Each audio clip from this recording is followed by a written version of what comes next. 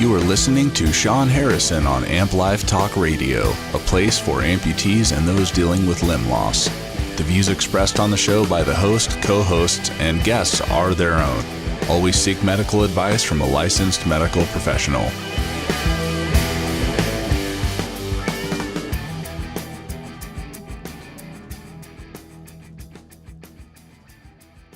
And I'd like to welcome you all back to another episode of Amp Life Talk Radio. For those of you that don't know, this is a show for amputees. Amp Life Talk Radio. I'd like to welcome all of you back, those that follow me, and those of you that are new to the show, especially with us broadcasting over on our YouTube channel now. We don't do Facebook Live anymore. So hopefully all of you are getting that message to tune in over here. We're YouTube now, and the YouTube family or audience, hey, thanks guys for having me in. Amp Life Talk Radio, a talk show for amputees to help empower amputees with knowledge and support to make a real difference in your lives and those of your family. If you are dealing with limb loss, I want you to know you're not alone. You have the family over here at Amp Life Talk Radio.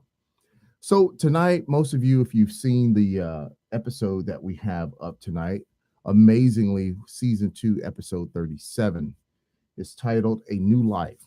And what are we going to be talking about tonight? And I'll kind of tell you how I came up with this episode. Basically, I am in several amputee support groups on Facebook.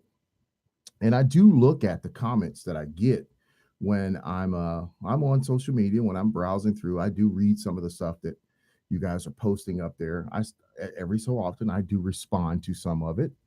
So tonight's show is put together to kind of handle some of those questions that I see in some of the social media platform, groups, the social amputee support groups. I see things and I'm like, man, I would love to stop and answer each and every one, but I don't. So I take time to actually create a show around that. So one of the things that I do see in my job, most of you who don't know, my name is Sean.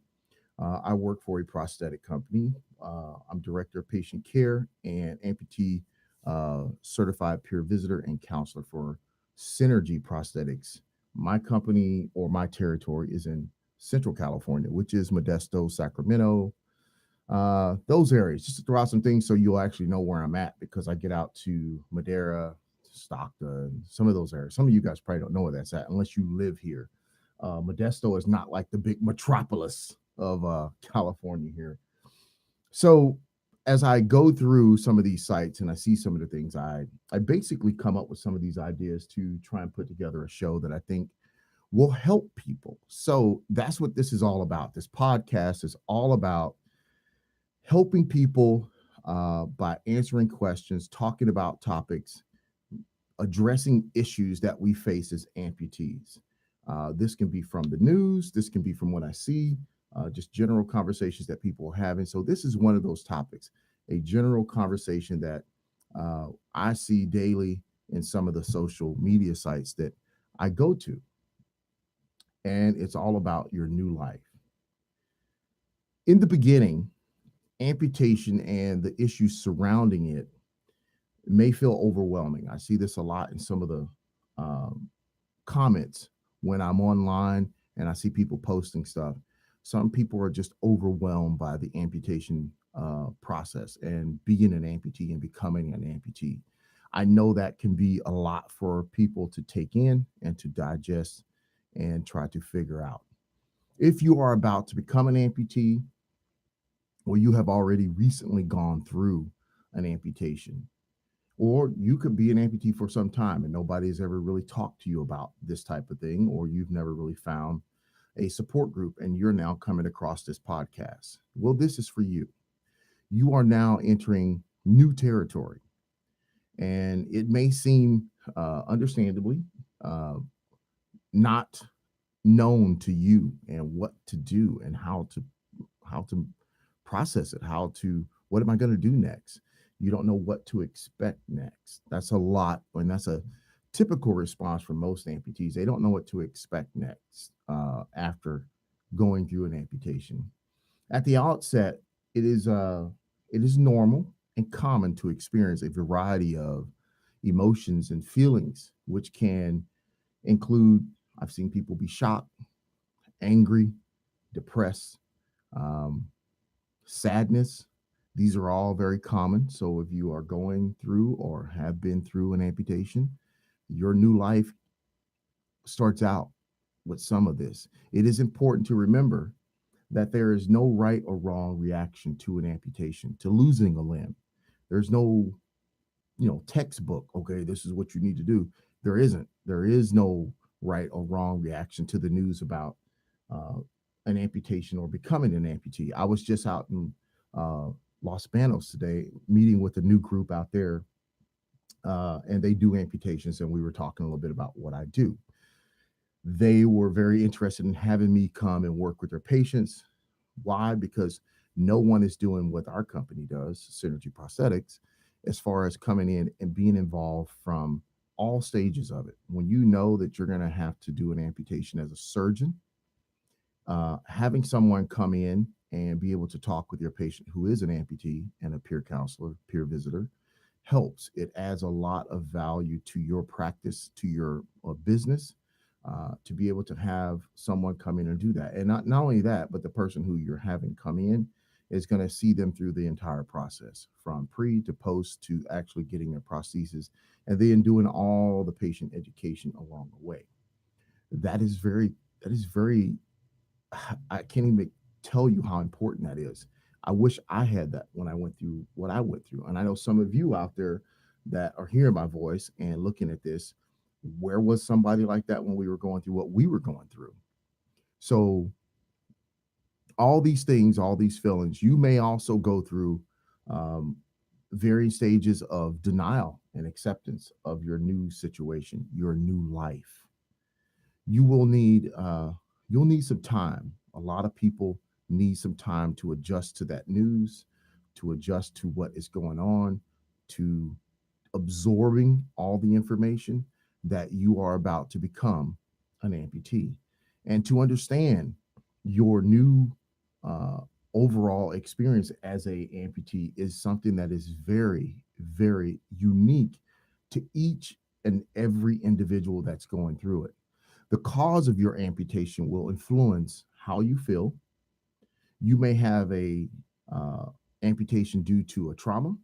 You may have lost your limb in a situation where you got an ulcer on your foot due to diabetes. Um, so that is going to be something that really puts you on whatever path you're going to be on to understanding limb loss, how it happened, the cause of that amputation, overall health. Uh, your amputation may be due to cancer, which is a whole other ball of wax when we look at a patient dealing with amputation. Cancer is something that is very devastating overall to the entire body. So we need to make sure that when we're dealing with these different patients, we need to understand that feelings and emotions are all going to be different, from diabetes, circulatory illnesses, trauma related. These all present issues you will need to deal with on a daily basis. And in this show tonight, I want to share some common issues for new amputees, which may help guide you through your early months as a new amputee.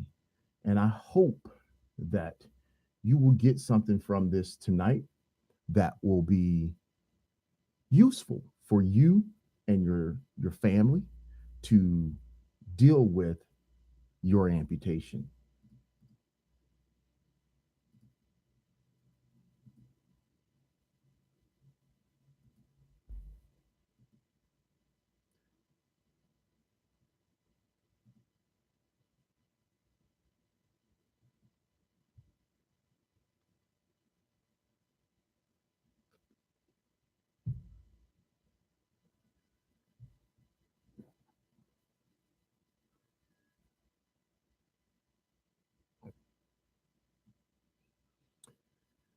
So, as we get into the meat and potatoes of the show with segment one is going to be dealing with uh, the very first thing that happens to you as an amputee, your surgery.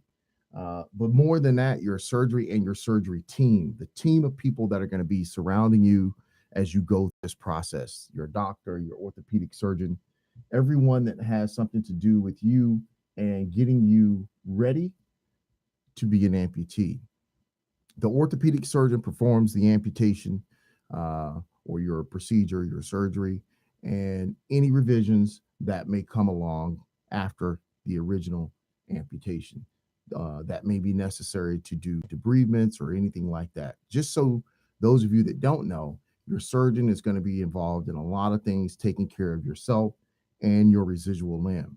Okay. If the amputation is not an immediate emergency due to an accident or some type of trauma, you will meet most of these people all beforehand. You're going to meet most of the people in the office, the people that schedule all your appointments, the surgeon, probably any residents that's going to be helping him, and you will have ample time to discuss the surgery with this team of professionals. So if you have questions, this is kind of the time to put those out there and say to him, hey, this is what I'm concerned about, and this is what I'm scared about, or what about this? How am I going to do this? And what's going to happen? And how? So that's a good time to do that. Typically, most surgeons will be able to handle those questions pretty easy. Now, in a perfect world, most surgeons would just sit there and take all the time in the world with you and deal with this. But in the real world, you're going to have very limited time with your surgeon because he's busy. Most surgeons don't want to develop that personal relationship with you because you are a patient. You're one of many patients that he has to do something with. Is that a bad thing? No, it isn't. It's just being a doctor, and that's part of life. So don't look at your doctor as, man, this guy doesn't take the time to help me and he doesn't do this. That's just life. That's how it is. Um, I'm very fortunate to work with doctors to where I can come in and spend that time with patients and answer the questions and be there and spend plenty of time with them, fielding questions, helping them feel a little bit more comfortable before they go into that procedure. Now, after the surgery, the orthopedic surgeon will typically, he's there to make sure your residual limb is going to heal and is healing properly, and there's no signs of infections. There's no need to go back in and do anything else to your limb, such as debridements or anything like that, because infections or anything as far as the limb coming back open. Yes, those things happen. So that's another thing. Infections happen. Uh, Sometimes when they remove all the staples and sutures, yes, the incision line opens back up, and that's a whole process. You might have to go to wound care. You might have to be put on a wound vac. These are all common things that happen during an amputation. So hopefully that has answered just some of your questions right off the bat, because I see a lot of those questions in some of the comments on posts. Is this normal? This is normal. It is a normal thing when you go in for a surgery to have some of these complications. And I talk about some of these in some of the other episodes from my shows. Complications during amputation, you can go listen to that, and I get a little bit more detailed into those and talking about those and what you can do to prevent and help that situation. Now, like I said, the surgeon, he's there to try and make sure you are healing well and that everything is going well so he can get you prepped and ready for the next process. Now, during that time, you may be at a hospital for a couple of days. Then you may get discharged to some type of skilled nursing facility or someplace where they're going to take care of you. Some people go straight home. I mean, that's just the way it is. That's our healthcare system right now. But let's say you are one of the lucky few, you get to go to a skilled nursing facility. Hooray, thumbs up.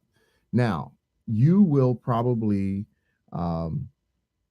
end up being discussing your rehabilitation with your team there and what plan they have for you. Um, Typically, a doctor can write you that prescription for going there, or somebody will refer you over to that. That's something that typically you don't take care of, but they will talk to you, typically social services or whoever's in the hospital, case management, and therefore. Um, Understand this is probably one of the most important aspects of your recovery process. Getting into some type of skilled nursing facility to where you can continue to heal and you can get some type of rehab that's going to help you build up the strength that you're going to need for what's coming. Okay. There are several stages as an amputee that you're going to go through during the first year following your amputation. Keep in mind that everyone goes through the stages of rehabilitation at his or her own pace. What one person is doing doesn't mean the other person has to do it. People constantly ask me how I went through the rehabilitation process. I didn't have a skilled nursing facility that I went to. I went home, had some crutches, and I went home. And actually, I didn't go home. I went and stayed with my friend Darcy, who took care of me.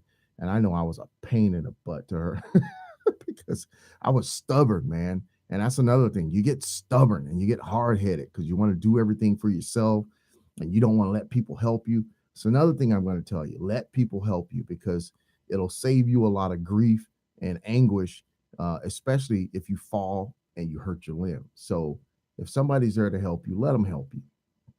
That's a whole nother topic. But keep in mind that everyone who goes through the stages of rehabilitation, you're going to go through at your own pace. And that means what you do, somebody else may have not done. So if you've got other people that are in your life that know of somebody, friends or whoever, and they're questioning how you're doing in your process, just remember everybody's different. Everybody's different. There are many factors that weigh into how you deal with your rehabilitation. If you're a trauma, you could have other injuries. If you have other health issues, that could be a factor. Your age, uh, type of amputation, all these things come into play when you get finally to a skilled nursing facility and you're going to be doing your rehab. Some stages will be shorter or longer than others, depending on all these things that are going on. And certain stages may overlap. They may cross over as different team members are trying to get time with you to work with you, depending on injuries, health issues, all these different things. But a team of professionals, your clinical team that is going to develop your rehab plan for you to get back up and back to living, they are very important for you to pay attention to listen to, and to help. Yes, I said help. You have to help them help you. That is the biggest thing that most people don't get and understand. You've got to help your team help you get back to where you need to be and improve with balance and strength and coordination. Listen to them when they're teaching you how to do transfers and do things safely. So when you leave their care, you're going to go home and you're going to be okay and not do something stupid and fall and hurt yourself and end up back in the hospital. That's what you don't want to do because we call that going backwards. And that doesn't help anybody. So your clinical team will help evaluate you and your individual situation, make suggestions for yourself and home. Any family members, they will help them out too, showing them the different things that will help you in this process once you leave their care and get back home. Understanding the roles of the different professionals who are going to be involved with you, because you're going to have a lot of people coming in and out of your room. And you're going to have so many people coming in and out when you get done with your surgery, before your surgery. You're going to have so many people coming in. You ain't going to know who's who, man. You're going to be like, who are all these people coming in and out of my room? I don't know who this person is. Just ask, talk to people. Just say, hey, who are you and what do you do? One will probably be your nurse. One will probably be some guy from wound. You're going to have all type of people, PT, OT. You're going to have all kinds of people zipping in and out. So get to know your team, know what their roles are, so that you know when they come into the room, they're going to need your attention to pay attention to what they're trying to do to try and help you get back on this road to recovery. So know that there's going to be a lot of people. Don't be shocked when you see all these people coming in and out. It's normal because you have a whole team of people trying to take care of you to get you back up and to get you prepared for your rehabilitation process. Um, With uh, your active participation, these professionals will help you deal with the things that you need to know, learning how, like I said, transferring, getting on and off the toilet, getting from your wheelchair to your bed to your wheelchair, using crutches. They're going to be doing some things with you where they need your attention, and you need to develop a good working relationship with them and your rehabilitation team. Not only that, but the wound care team at that facility, they will have somebody looking at you, the doctor, typically a medical director or whoever will come in and look at you. Um, you need to make sure you are doing your part. And remember, as the amputee, you are the team captain. So people are going to play off of your vibe more than anything. So having a good, positive attitude, treating people with respect is going to go a long way rather than treating people like crap. Okay. Let me say that again. Treating your team that's trying to help you with respect instead of treating them like crap is going to go a long way in your favor than anything else. And I understand, yes, you're going to be in pain. You've got a lot of things going on, but this is why you're listening to this show, is so that I can prepare you for what to expect. It is tough. It is hard because you're dealing with a lot of emotional stuff. You just had your leg or arm, whatever, amputated, and you're probably going through a lot of emotions. But understand, the people that are surrounding you are trying to help you. So keep that in mind as you are entering this process. Okay. Now, segment two, before we get into this, I want to give a big shout out to my company, Synergy Prosthetics, for all that they do, helping all the patients that we help, allowing me to do all the fun things that I do. I really appreciate my company. We're a very forward thinking company. I don't know how many of you have actually heard about mobile prosthetics, but mobile prosthetics is really cool because we actually get to service the patients no matter where they're at. Skilled nursing facilities, hospitals, or your home. We have our guy Matt pull up in this Synergy prosthetic mobile, and we take care of you at your home, uh, meeting all your prosthetic needs. So if you are in my area, in my territory in Northern California, you're not calling me, man, you're missing out. We need to meet each other and do some work together. Uh, I'm going to take a quick little break, and the music that I'm going to bring to you is from my good friend Rich at Soul Effective Productions. This guy is awesome. He's always making sure that I have some nice tunes whenever I get thirsty and I need to drink some water so you don't hear me. So out there in YouTube land, you're going to see me drinking water. Uh, but everybody else, get ready for segment two, and we're going to keep the show rolling. Okay.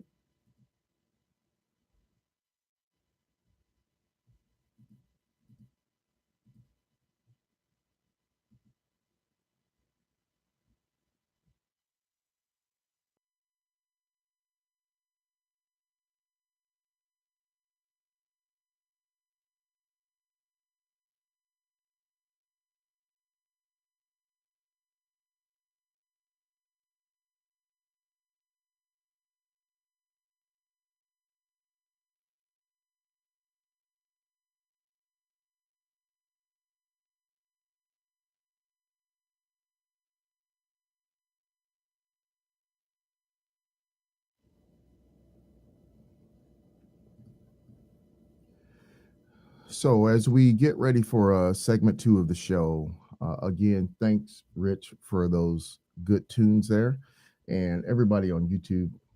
Hey, you get to see me drink my coffee and my water, keeping myself hydrated and awake at the same time. So, segment two of the show, we're going to get into healing. Now, healing, for all of you new amputees out there, you need to understand this process of the game is so crucial and so important for you as a new amputee. Why? Why is it so important? Well, healing is going to be it's going to be what's going to determine how long you wait before you get into your prosthetic device. Okay, that's why healing is something that you need to do and you need to take serious. Let's cover some basic issues right off the bat that I try and cover with all my patients. Healing. If you are a smoker, I'm going to tell you right now, most people won't want to say this to you, but I'm going to tell you the truth. And I'm going to be very brutal with you. If you smoke, you double your healing time. Okay. I'm going to just put it to you very, very simple. If you smoke and you're smoking while your limb is trying to heal, it will take you forever to heal. Okay. One of the things I highly suggest to all my patients and to you, if you're out there, I need to look up here to the camera, to you is get patches. During that time, have the doctor prescribe you some nicotine patches or whatever it takes so that you're not smoking, because that smoking affects the skin and the cells in your skin. It's gonna double your time. So healing is gonna take forever for you, and it may cause some complications along the way. Now that we got that tough part out of the way, healing is also important because during this time, you need to make sure that your limb is being prepped and getting ready to go into a socket. So there are some things that are going to need to be done to help that process. Wrappings, shrinkers, stump socks, all these different things are going to need to be applied to your residual limb to help it get ready for the next phase that it's going to go through, especially while you're doing your physical therapy. You leave home, or you leave and you go home. We need to protect that residual limb from being bumped or hit or you falling on it. Because if you do any of that, you are going to probably hurt yourself, which means you're going to have more healing time added to the clock. So healing is a very, very important part. Following the amputation, there will be the healing phase. Know that it's going to take time. And during this time, the incision line and the surrounding tissue is so important for taking care of that so that it can recover. The time frame, that's what everybody gets into. I already kind of jumped ahead of myself and mentioned about smoking. The time frame can vary between weeks, a couple of months, or even more. What adds time to the clock? Well, I'll tell you what adds time to the clock. What's going to add time is if you're a diabetic patient. Okay. Diabetic patients take a lot longer to heal. Most of you that are diabetics, you know this. Okay. If there's any type of complications after the surgery, infections, or anything like that, they add time to the clock. If you're smoking, drinking, doing different things that are not taking care of your body, eating right, taking vitamins. Dr. Brayton at OrthoMed, I love him because he puts patients on supplements when they get done with their surgery to help them. Zinc and all the different amino acids that you're going to need to repair that incision line. So you have to take care of yourself, because if you don't, that's going to put time on your clock, man. And that means it's going to take a long time before you get to wearing your prosthesis or even being fitted for your prosthetic device. So another thing that could, another thing that's going to affect this is the type of amputation. So remember that, the type of amputation, below knee versus above knee. Why do you think that's going to affect that? Well, below knee, you have a smaller surface area. Above knee, you got the meatier part of your leg. Okay. Bigger place, bigger spot. Okay. That could also take some time. How much scar tissue may be involved and how the limb heals below the knee versus above the knee, below the elbow versus above the elbow. All these things are going to depend on how much time is put on the clock for you to heal.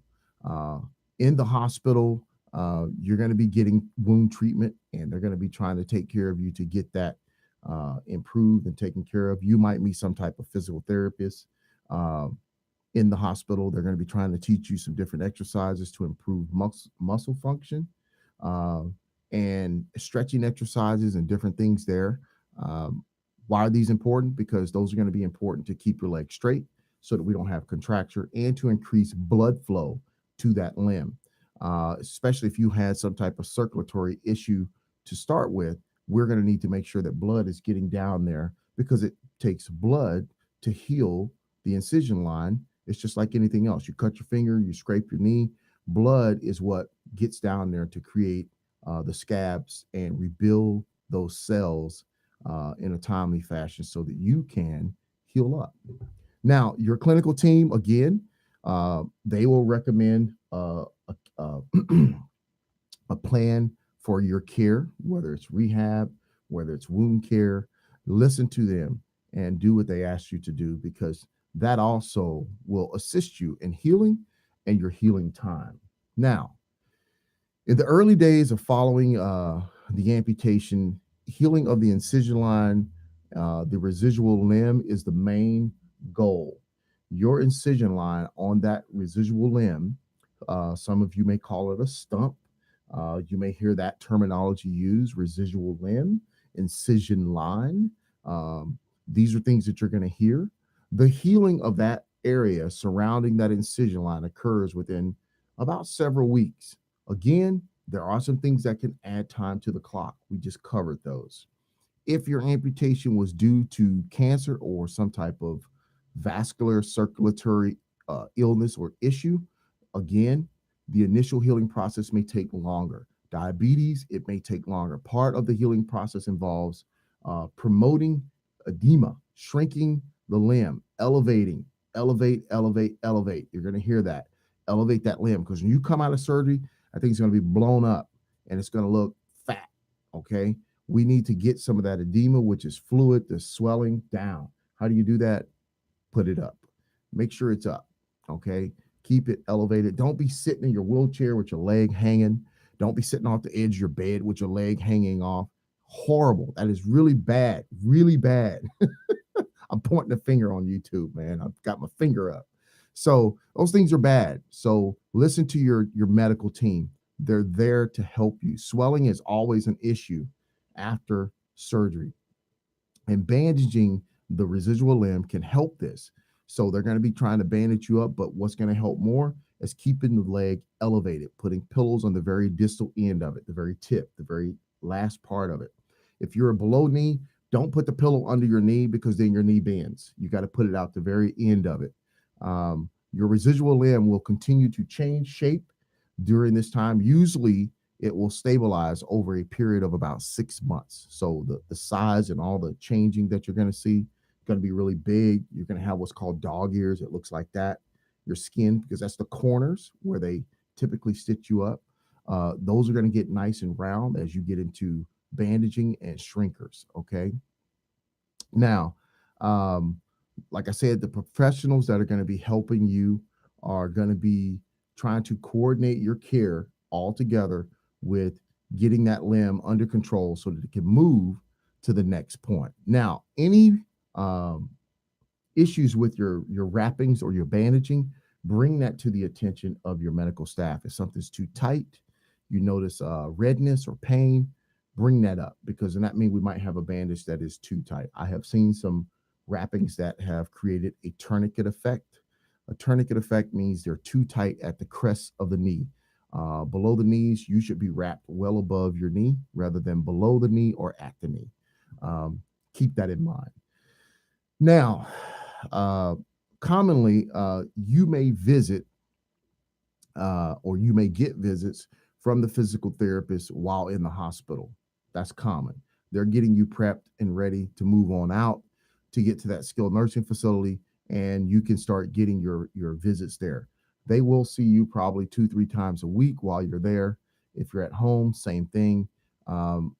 You may see them more frequently, but they're all trying to get you ready to do what? They're all trying to get you ready to move into your prosthetic device. So we want to work with them and understand that they are there to help you. Now, here's the glory moment that all of us look forward to. After your sutures or staples are removed, you get to move into what's called a compression sock or a shrinker. That means you're on the ticker, man. That means it's time to shape your leg and get it ready to go into a socket. That means we're trying to really push that edema out and get your leg shaped down so it'll fit more comfortably in your prosthesis. Now, during this time that you're in this configuration, regaining mobility and independence is going to be important. So I want to say this right off the bat before I even get into this. Let people help you, because you're going to be you're at a stage to where you're healing You've got your shrinker on. You're so close to getting fitted for your prosthetic device. You're going to be up and trying to move around the house and do different things. The last thing we want to do is fall. I'm going to say this right now here on YouTube. Bathrooms are deadly. That is the number one place people fall. Bathrooms. The other number one thing that leads to falling is not locking your wheelchair. Those are the two most common things that get you.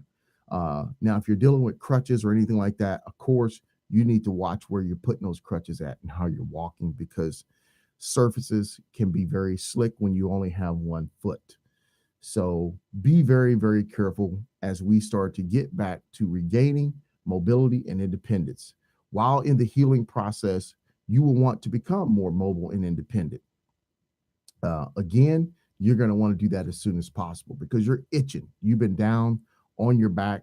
You want to get up and get moving. Now, the clinical team will definitely provide you with some guidance, as I mentioned before, how to do transfers safely, use your crutches, wheelchairs, and do things like that. Getting in and out of the bathtub, showers, vehicles. You need to listen to them and pay attention to them.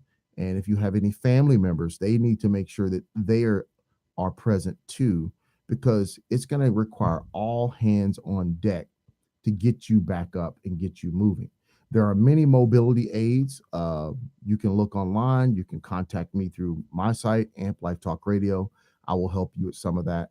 I have a shower seat, shower handles, different things you can put around your house that will help you become more mobile until you get your prosthetic leg. Okay.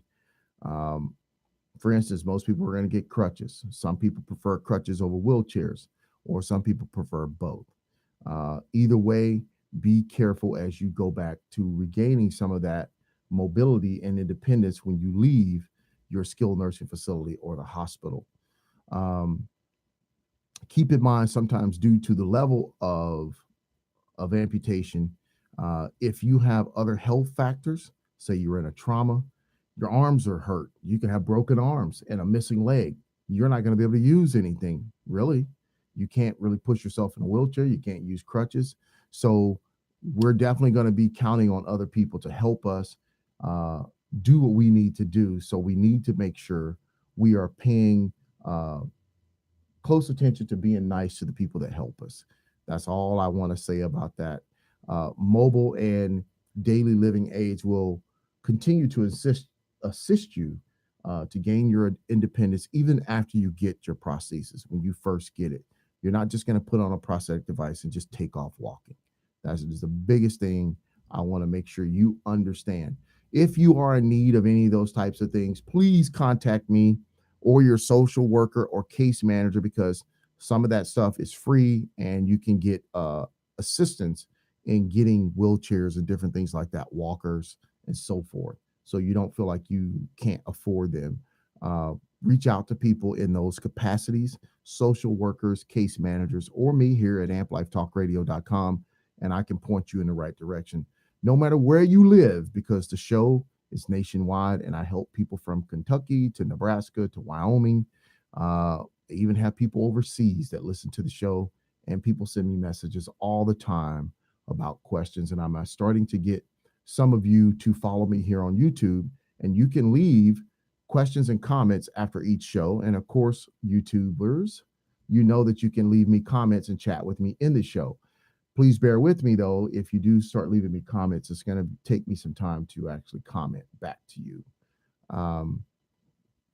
Segment 3, the prosthesis. We're going to get into what all of you really want to know about. You are a new amputee and you want to know about getting your leg or your arm or whatever it is that you're needing as a new amputee. Before we do that, I want to give a special thanks to one of our sponsors, Valley Wound and Healing Center of Modesto, California. If you live in this area and you are experiencing issues with wound care, they are a great bunch of people over at Valley Wound and Healing Center in Modesto.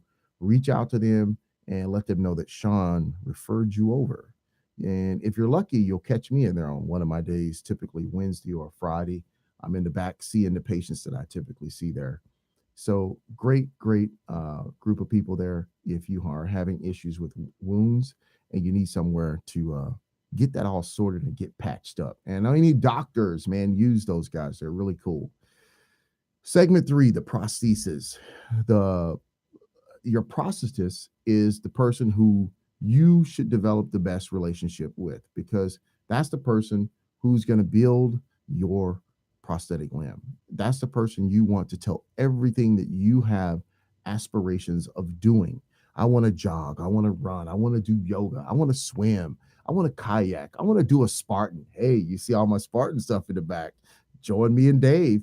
So whatever you want to do, that's the guy you want to tell, because that's the guy who's going to build your prosthesis, and he can make your life very comfortable and help you with some of the issues that you're going to be experiencing as you regain your mobility in your prosthetic device.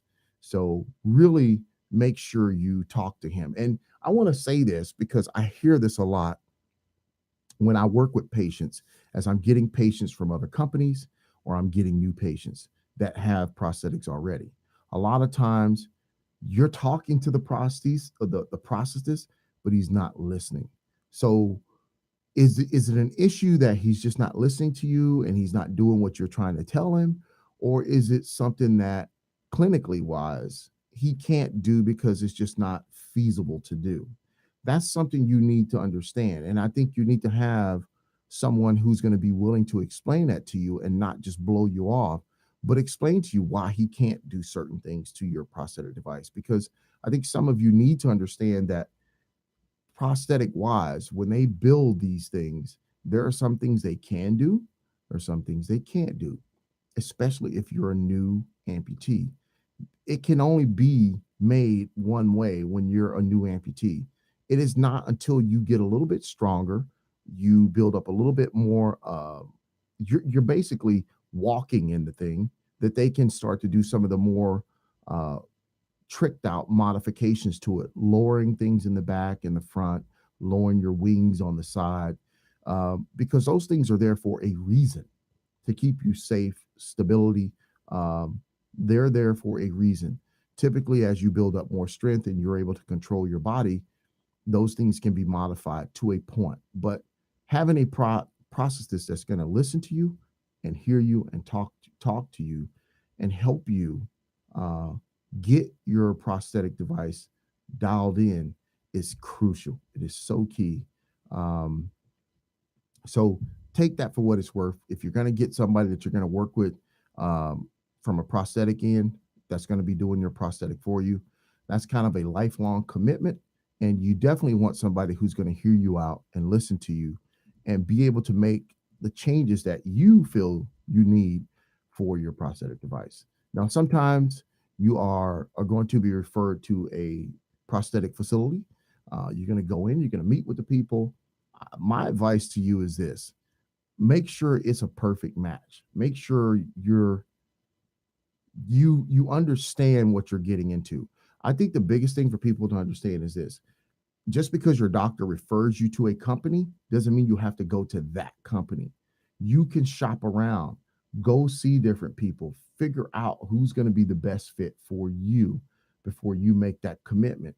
And there's nothing wrong with, if it's not working out, it's not working out. But go look at another company, go talk to other people. I do it all the time with patients. I let them know their rights, because that is a patient's right to choose the proper provider that is going to take care of them and not feel like they're obligated or stuck with one person.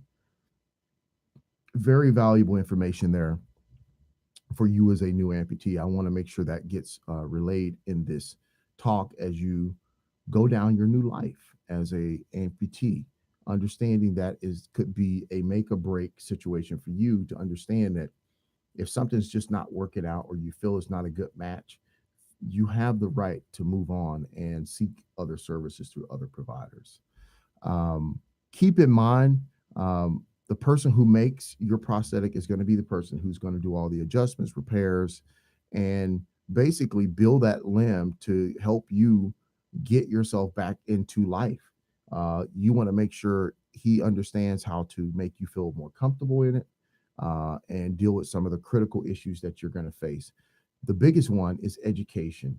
You want to make sure somebody is educating you about the prosthetic device and all the components that you will be using to use that device, whether it's liners, socks, uh, your Spectra socks, the shell of your foot, all these different things you're going to want to know a little bit more about, because you're not always going to have your practitioner there in your back pocket to pop out and explain something to you or show you something. But also remember too, you have to incorporate this into your daily life. We come across patients who don't use their prosthetics for weeks, and then all of a sudden they go to put it on and it doesn't fit, and they're calling us saying, man, my leg don't fit no more. Well, it doesn't fit anymore because you're not using it. Legs prostheses don't work like that. They're not like a pair of Nikes I have sitting in the corner, and then one day I want to wear them, I want to throw them on, I'm gonna go do something. It's not gonna work. No bueno, buddy. It's not gonna happen. So you have to understand it's something that you have to incorporate daily and use daily. And if you need help with that, reach out to people who can help you with that, um, and understand and explain things so that you can understand it. Patient education is probably going to be the biggest thing that you're going to need to get you back up and back to living. Okay. Um, I want to make sure we cover, how can I say this? A temporary prosthesis. You're going to hear that a lot. People talk about temporary prosthesis. Hey, man, what do you mean temporary prosthesis? That my only one? Do I get another one? Well, temporary prosthesis is really kind of like a, how can I say? It's deceptive, because temporary prosthesis is basically just common language for your prosthetic leg. So you'll go through this process of being fitted. You'll get a test socket, which you can sometimes they just have you use it while you're there. You might get to wear it for a little bit. Then you come back and you go into what's called like a more definitive prosthetic. So that's your final prosthetic, but it's really not your final prosthetic. And there really is no temporary prosthetic. All prostheses are somewhat temporary. And what do we mean by that? Well, what do we mean by that is this.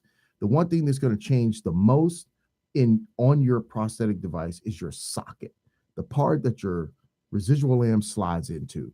That's going to change quite frequently depending on your activity level. So you can be a new amputee and get a new prosthetic device, your very first one. 2-3 months later, you're getting a new socket. Okay. That doesn't mean anything bad. It doesn't mean somebody did something wrong. What it means is you have something that is uh, dynamic, and you're putting something you're putting a dynamic object, which is your limb, into a static object, something that doesn't change. Well, under pressure and force, the dynamic uh, thing will change. Your limb will change. So you will see your limb go through a metamorphosis and start to change. We call it, it will start to get a conal shape to it. It will start to shape more to the look of your prosthetic device. So what ends up happening is your sockets tend to get smaller and smaller and smaller as your limb shrinks under pressure and forces that it's under while you have it into that socket. So that kind of helps you with the temporary and definitive final prosthetics, because you'll hear those words: definitive prosthesis, temporary prosthesis. What does that mean? All that means is your temporary prosthesis is your prosthetic device, but the socket will change. Now, hardware, the foot, the knees, things that are the hardware of your device, the hands, these things can change also, but they're only going to change if your activity level changes. So let's say you go from just walking, you're a K2 and you're just walking, but you build up some strength and now you're able to go to the gym and do some other things. Well, now you need a better foot, maybe a K3 foot, to help you go and do the things you need to do, because the K2 foot is limiting you to not be able to do that. So hopefully your prosthetist or practitioner and your doctor will well document your activity level improvement so that insurance can see that now you need something much better. So hopefully that explained that a little bit, but you will hear that as you go through and enter into that process where you're about to get your prosthesis, you're going to hear temporary and you're going to hear definitive. You're going to hear those two terms. Now, I hear a lot of people talking about the time frame. Okay, how long until I get my prosthetic device? That's going to vary for each individual. Again, you heard me say in the very beginning, healing, how long it takes you to do that. But let's say you get to the point to where all your staples and sutures are out, and now you're there. You're ready to put on your prosthetic device. How long until you get that final one? It depends, and it depends on how well it fits. So when your practitioner comes back with the test socket, if that fits pretty good, and he doesn't have to go back and do a lot of modifications, you're probably going to get your prosthetic device pretty quick. Week, maybe 2 weeks, you'll have the final one. There's minimal modifications that he needs to do. But let's say he goes back and there was a lot of modifications he had to do. He's probably going to want to do another test socket fitting with you before he does that final definitive prosthetic device for you, just to make sure everything's dialed in. So you may have an extra fitting session. That's not a problem. It's just that he's trying to get that right before he gives you one that he's trying to say, okay, this is it. Go ahead and do this one now. So understand that time frame process is different for everybody, and it can vary. 4 to 8 weeks. It can go out to 9 weeks. Just depends. It really does. Now there are many specifics when we start talking about the prosthesis itself, including all the limb devices, your hardware, and all the things that you are trying to do with that, your certain tasks and daily living activity expectations. So the practitioner needs to make sure he's getting that dialed in for you so that your expectations are met with your prosthesis. Okay. Now, new technology is making it a lot easier for practitioners to do their job and to fit you with awesome prosthetics. I want to put this out there because I know a lot of people do it. This new technology, in the same token, is making artificial limbs more cosmetically appealing and functional. Now, key word being functional. Everybody wants the cosmetic look or the real look, so nobody knows I have on a prosthesis. There are some things you need to know, the pros and cons about that. Artificial legs are very useful for providing mobility and stability. And artificial arms can, with many attachments and so forth, help you complete daily household activities. What's going to determine that? Your insurance plays a major role in all these things and what you can get and what type of prosthetics are going to be delivered to you in the end. So keep that in mind. Your insurance dictates that. In a perfect world, learning to use it is our next section, segment 4. Learning to use it. In a perfect world, your prosthesis, your practitioner, your prosthetist, your physical therapist, your PT team, all these people would be teaching you how to use this device. Now, we don't live in a perfect world, and it's very practitioners or your prosthetist gets minimal time with you showing you how to operate your device. Minimal. It's going to be more the physical therapist and other PT and OT people who are going to be helping you understand how to operate and work the prosthetic device, putting you through the hoops and loops of PT and OT. Let's cover that real quick. PT and OT, you're going to get both. You probably will need both. I highly suggest you do both. They are two different things. Two different things. PT is more about strengthening and getting you in shape. OT is more about the things you are going to be doing in your daily activities, your daily life, teaching you how to, walk around the house, walk up steps, use handrails with your prosthetics, your arms, operate a fork and a knife if you're missing your hands. OT, occupational therapists, are teaching adaptive skills, such as how to get dressed and do different things like that. PT They're more about the physical aspect of it. They're going to be getting you in shape, building the muscle and strength and flexibility that you need to do what the OT is going to need you to do. So understand the difference between the two. You definitely will need both. The biggest thing for lower limb guys or amputees, gait training. Gait training is so crucial and so important for you to be able to get.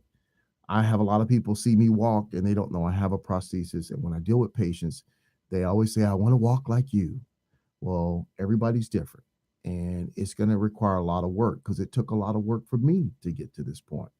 And depending on your situation, you may have a limp, you may not have a limp, you may not walk the same as me, but everybody's different. But just realize that just because you see one person doing one thing with a prosthetic device does not mean that you're going to just jump in there and do the same thing. Okay. Cosmetic looks versus functionality. I want to touch on this for all you new people going into this new life. I hear a lot of people want cosmetic covers. Now, there is something to say about this. There is a trade-off between the cosmetic look of an artificial limb and its function. If you are a leg amputee, for example, highly cosmetic coverings are definitely expensive and may be easily damaged. I want to say that easily damaged for all the money that you put into it, especially if you lead a very active lifestyle. If you are an arm amputee, hooks are very functional because of their good pinch and grasp functions, but they don't look so good and they're not natural and they're not passive. Myoelectric hands are cool, but they're very expensive. Again, insurance dictates if you're going to get something like that. Same thing with K3 knees, the myoelectric plie type knees that are thinking knees instead of a mechanical locking knee. All these things weigh into your cosmetic looking prosthetics versus the functionality prosthetics. You want to think about that, but you may not have any say so in that because if your insurance does not cover it, you're probably not going to get it. And I just want to be very real with you and let you know that. So no punt against YouTube. You can't believe everything you see on YouTube. Just because one guy has a pimped out looking leg or a hand doesn't mean your insurance is going to pay for that. So just know that before you go into it and don't get your hopes too high. Okay. You will definitely have to find the right balance between the cosmetic look and the function to suit your needs. So keep that in mind. One of the biggest things we want to talk about, especially for any amputee, is balance. What do I mean by balance? So like standing on a leg, jumping rope? No, I don't. Balance is basically your center of gravity. It's determined by the balance of your body weight. So your body weight balances your body. So guess what? As a new amputee, if you have lost a percentage of body weight due to an amputation, guess what happens? Your body is thrown off balance. That's why sometimes it's so hard for us to get balance when we get up. When we first lose a limb, everything's all cockeyed and not feeling right. Keep in mind, from 0.84% for a hand, if you lose a hand, all the way up to 18.7% of an entire leg, your body weight, that much weight difference can throw your body off and make you feel off center. And you will need to learn to redistribute your weight accordingly. I'll tell you this, for leg amputees, when you first lose your leg, whether it's below or above the knee, getting out of bed, you feel like a turtle, don't you? You kind of have to, you gotta kind of throw everything up to get your weight up. That's balance. That's going to be something that is normal for every amputee, whether it's an arm, hand, leg, balance. Even for toes, I'm going to say that even if you lose a toe or you have a partial foot, that's why you get toe fillers. Balance of your body. Something's missing, it throws your body off balance. Sometimes we will,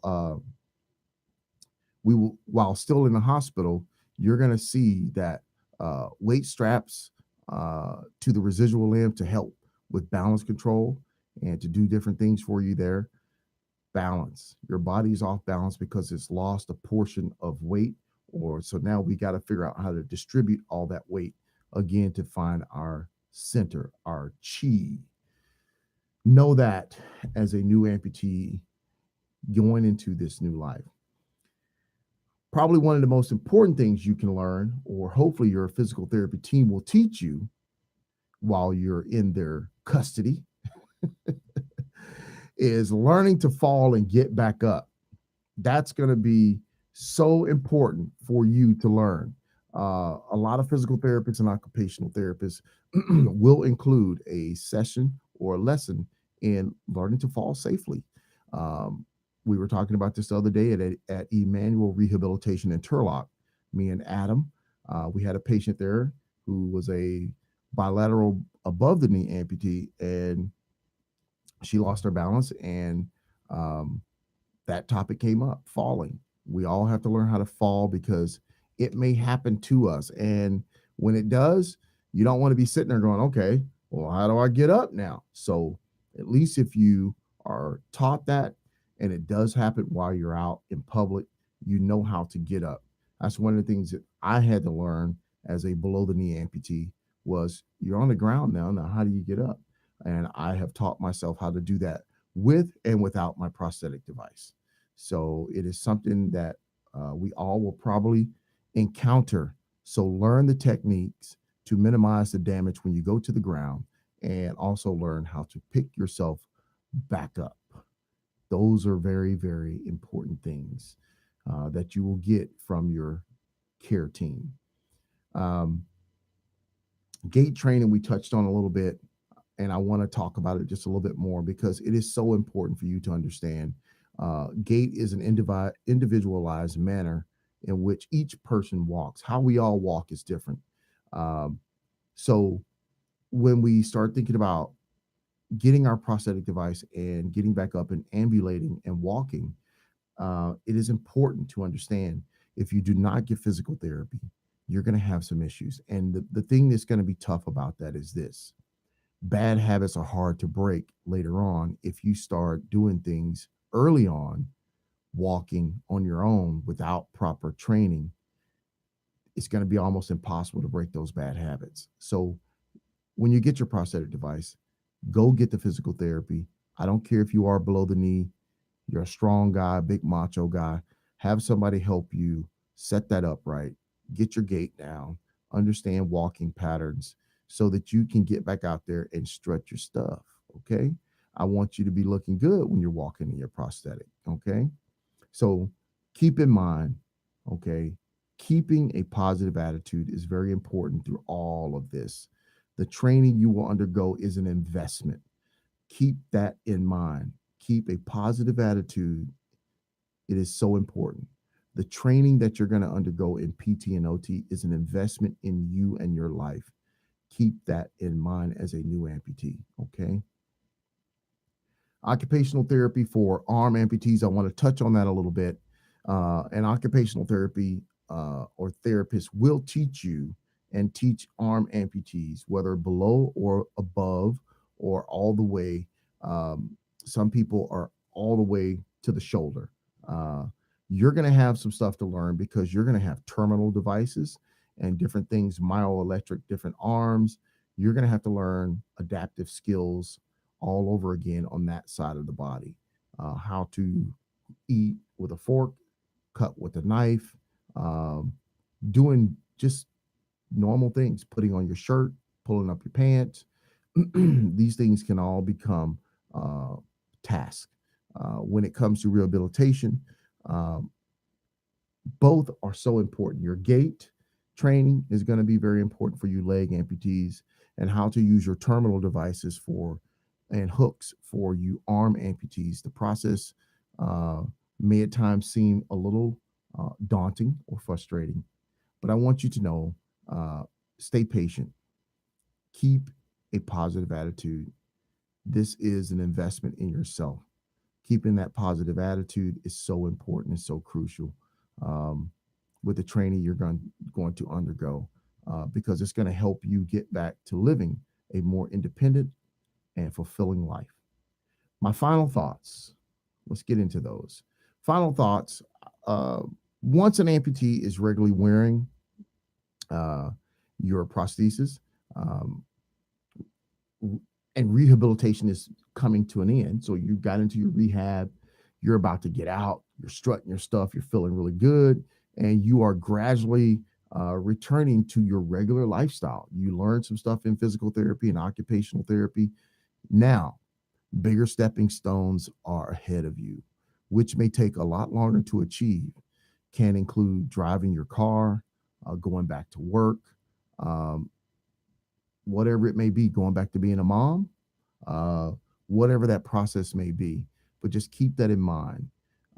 Bigger stepping stones are going to take a lot longer time to achieve. Okay. Time. Be patient.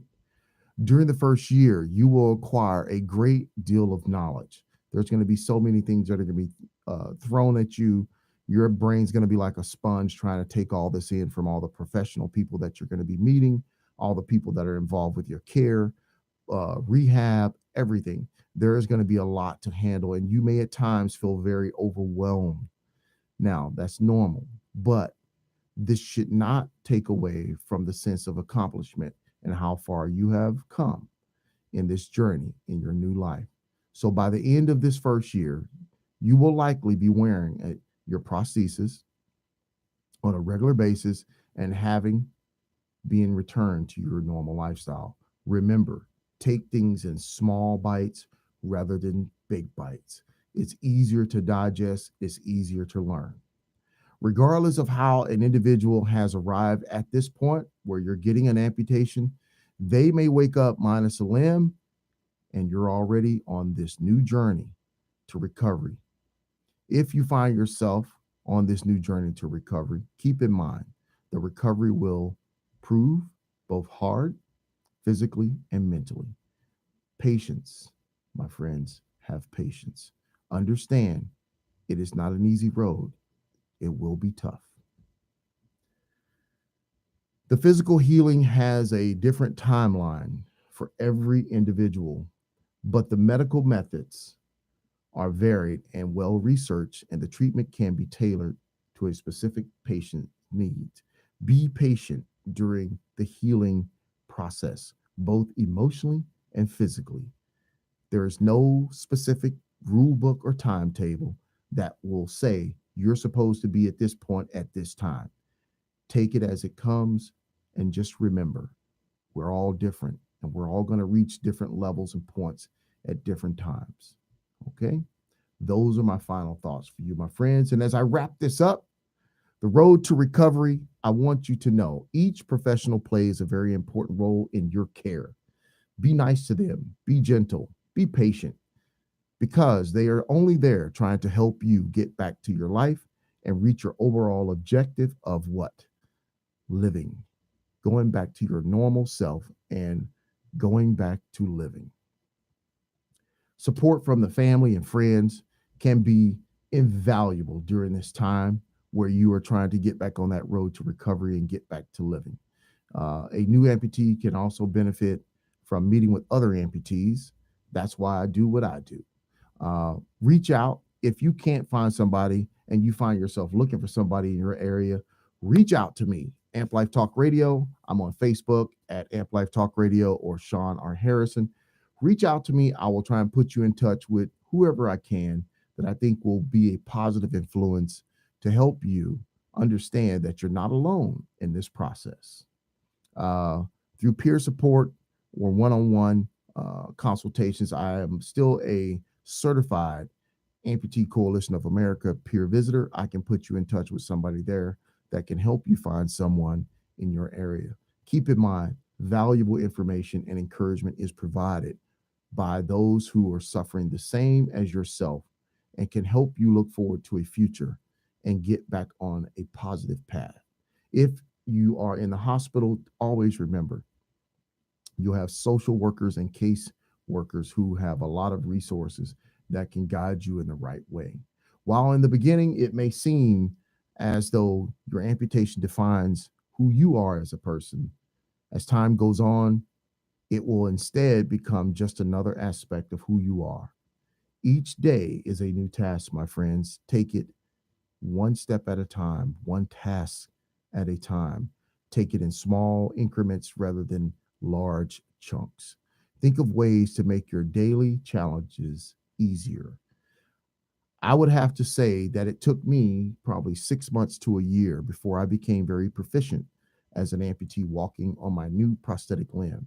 So even for somebody like me who runs Spartans, fitness trainer, someone who was in great shape, it still took me 6 months to a year to get to where I could walk normal. It takes time, took a lot of effort. It may be harder for other people to understand, but being an amputee is a great thing. Please understand that, because it has presented myself with so many opportunities in this new life that I'm living. One of these new opportunities is what I'm doing right here with you today, talking with you on YouTube, doing my podcast, helping people through Amp Life Talk Radio. I enjoy everything I do. I'm looking over here and I see a chat on my recovery. Oh, we have somebody here. So it's always a blessing depending on how you look at it. Now, bluntly, I think that no matter how positive or negative you are, you never recover. And that has to be accepted. Recovering from an amputation, we always deal with it somehow, some way. I have my good days. I have my bad days. You will do the same thing. So I'm being very blunt with you that, yes, I'm blessed and I'm happy, but there are some days when it is hard. Now, losing a limb is a life-changing, but it is a good experience depending on how you view that and how you take it. Losing a limb is life-changing, but there are those that get on with it, and there are those that don't. There are those that don't make the best out of a situation. It's not all positive, and there are those who can't break out of that doom and gloom negative rut. You have to make that decision where you want to be with this. Trust me, that decision can only come from you, where you want to be with this new life. I hope you enjoyed this show tonight. I hope you got something from this show. Look me up on Facebook or YouTube, Spotify, iTunes, Instagram. Just type in Amp Life Talk Radio, and I'm sure you'll find one of our platforms. Reach out to me. I want to wish everyone a very, very wonderful night. Thank you for tuning in and supporting the show. Everyone, have a good night, and thanks for listening to Amp Life Talk Radio. You are listening to Sean Harrison on Amp Life Talk Radio, a place for amputees and those dealing with limb loss. The views expressed on the show by the host, co-hosts, and guests are their own. Always seek medical advice from a licensed medical professional.